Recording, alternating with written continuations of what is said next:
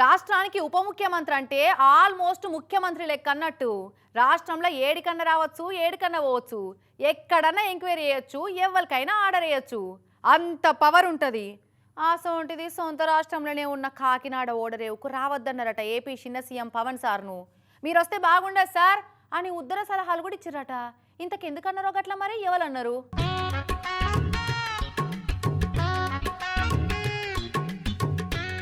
ఆంధ్ర చిన్న సీఎం పవన్ కళ్యాణ్ సార్కు సొంత రాష్ట్రంలోనే చిత్రమైన ఎక్స్పీరియన్స్ అయింది కదా నిన్న.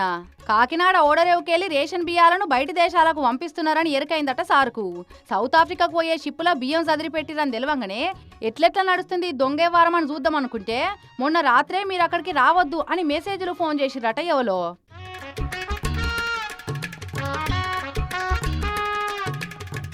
మరి సరుకు సామాన్లు పంపే ఓడరేవులా గీ స్మగ్లింగ్ ఏంది అని కోపానికి వచ్చిండు మళ్ళా. నేను వచ్చి వస్తాను అంటే నిన్న రాత్రి కూడా నాకు చాలా మంది ఫోన్లు చేసి మెసేజ్లు ఏం పెడతారు, మీరు రావద్దు సార్ ఇక్కడికి అంట. మీరు ఎందుకు రాకూడదంటే ఒక 10,000 మంది జీవితాలు అతలాకుతలం అయిపోతాయని. అన్నిటికంటే చిత్రమైన ముచ్చట ఏంటంటే కాకినాడ పోర్టు కానీ ఏ పోర్ట్ అయినా కానీ అనుమతి ఇచ్చింది ఎక్స్పోర్ట్కి, అంతేగాని స్మగ్లింగ్ కాదు. ఇంకినుర్రి లోపలి పోయి చూద్దామంటే మీరు ఎక్కేతందుకు ఆ సౌత్ ఆఫ్రికా షిప్ అనుకూలంగా లేదు సార్ అని అక్కడక్కడనే తిప్పిరట సార్ ఎక్కిన బోటును.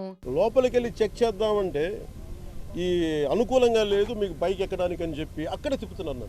ఇంత ఆబ్వియస్గా నాలాంటి వాడికి ఇంత ఆబ్వియస్గా అందరూ చూస్తుండగా అంటే దీని వెనక ఎంత డీప్ రూటెడ్ నెట్వర్క్ పనిచేస్తాం మీ అందరికీ అర్థం.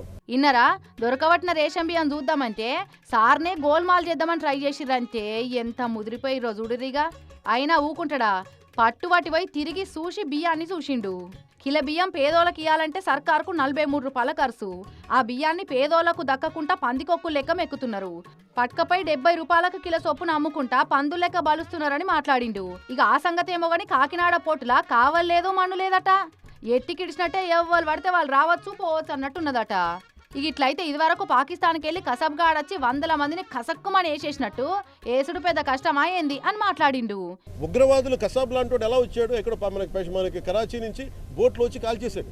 ఇండియాకి చాలా వల్నరబుల్ పాయింట్ అయిపోయింది మన దగ్గరికి వచ్చి ఉగ్రవాదులు వచ్చి రావడానికి. ఇది కేవలం ఈ పబ్లిక్ డిస్ట్రిబ్యూషన్ సిస్టమ్ రైస్ సంబంధించి ఒకటే నేను మాట్లాడలేదు. వెరీ వల్నరబుల్ రిపోర్ట్ ఇది. మొత్తానికి సినిమాలలో మునిగి తేలిన చిన్న సీఎం సార్కే సినిమా చూపెట్టవేర్రు కాకినాడ పోర్టు అధికారులు ఎవరో గాని.